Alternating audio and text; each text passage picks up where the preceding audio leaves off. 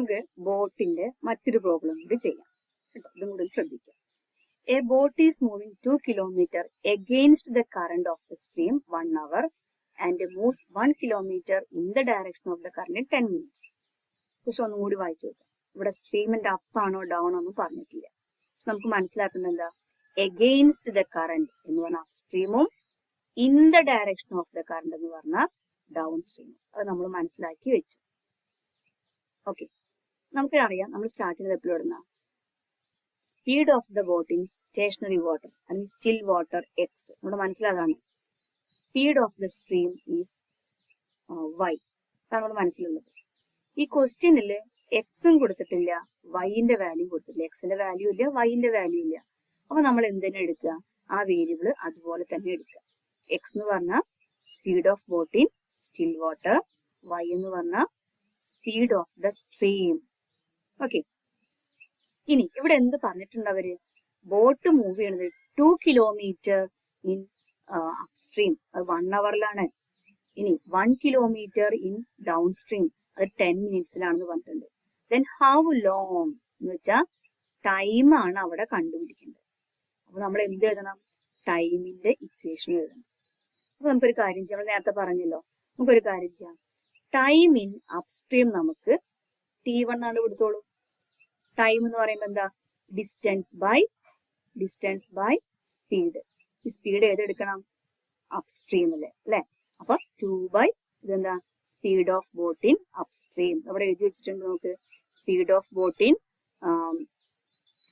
Boat in upstream x minus വൈയും, speed of boat in downstream എന്താ, x plus വൈയും. So time in upstream എന്ന് പറയുമ്പോൾ അപ്സ്ട്രീമിൽ എത്ര കവർ ചെയ്തേ, 2 കിലോമീറ്റർ ആയിരുന്നു. അപ്പൊ 2 കിലോമീറ്റർ ഡിവൈഡ് ബൈ അപ്സ്ട്രീമിന്റെ സ്പീഡ്. അപ്പൊ ഡിസ്റ്റൻസ് ബൈ സ്പീഡ് ടൈം കിട്ടി. എത്ര ടൈം എടുത്തു അവരവിടെ, 1 hour എടുത്തു. ഇനി ഡൗൺ സ്ട്രീം ആയപ്പോ, ഒരേ ഡയറക്ഷൻ ആയപ്പോ ഡൗൺ സ്ട്രീമിൽ കവർ ചെയ്ത ഡിസ്റ്റൻസ് 1 കിലോമീറ്റർ ആയിരുന്നു. അപ്പൊ ഡൗൺ സ്ട്രീമിന്റെ സ്പീഡ് എക്സ് പ്ലസ് വൈ. എത്ര ടൈം എടുത്തു, 10 minutes. ഞാൻ പറഞ്ഞിരുന്നു മിനിറ്റിനെ എന്താക്കി മാറ്റണം, അവർ ആക്കി മാറ്റണം. എങ്ങനെ അവർ ആക്കി മാറ്റുക, ഡിവൈഡ് ബൈ 60. അപ്പൊ 10/60 എത്ര കിട്ടി, 1/6 എന്ന് കിട്ടി. 10/60 എന്ത് കിട്ടും, 1. അപ്പൊ ഇത് ടൈം, അപ്പൊ 1/x പ്ലസ് വൈ എന്ന് പറയുന്നത് 1/6 ആണ്. നമുക്ക് ഇങ്ങനെ എഴുതിക്കൂടെ, ഇതിനെ തിരിച്ചിട്ടാൽ എന്തായി, x plus y equal to 6 എന്ന് എഴുതാലോ അല്ലെ.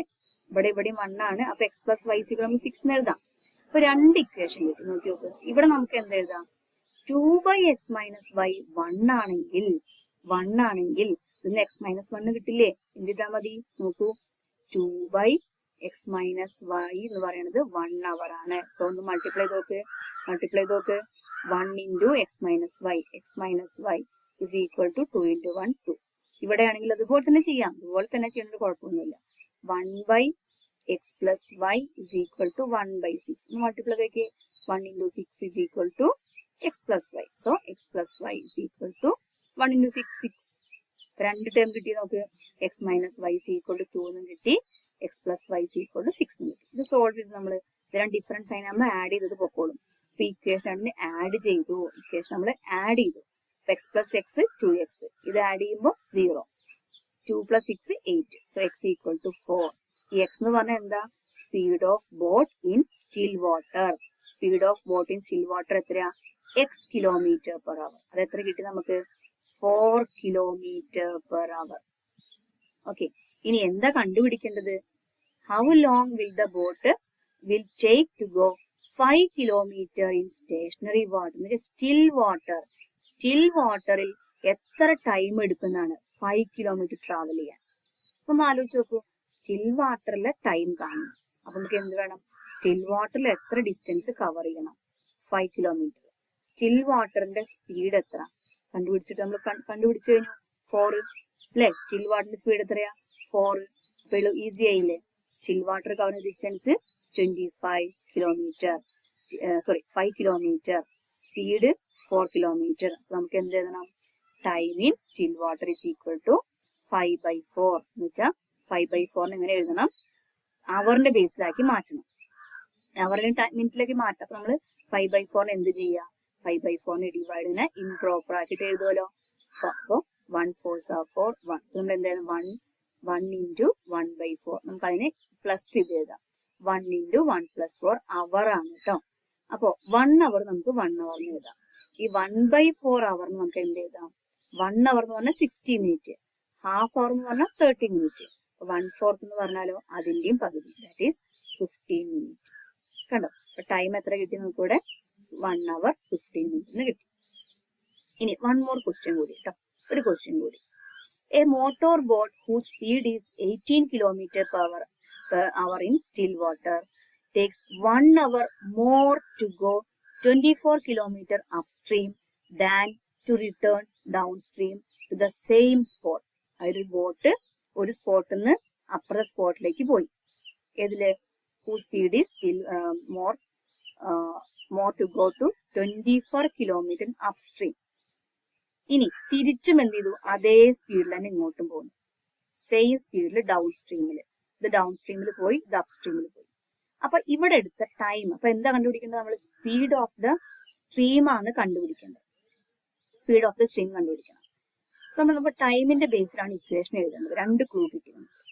ഇനി നോക്കുക. അപ്പൊ നേരത്തെ പറഞ്ഞ കാര്യം നോക്കി നോക്കൂ. നമ്മൾ എന്താ പറഞ്ഞേ? സ്പീഡ് ഓഫ് ബോട്ട് അല്ലെ? നമ്മൾ എന്താ പറഞ്ഞേ? Speed of boat in still water. എത്ര നമ്മൾ എടുക്കാറ്? എക്സ് അല്ലെ? ഇത് നമ്മൾ എന്താ പറയാറ്? സ്പീഡ് ഓഫ് സ്ട്രീം നമ്മൾ എന്താ എടുക്കാറ്?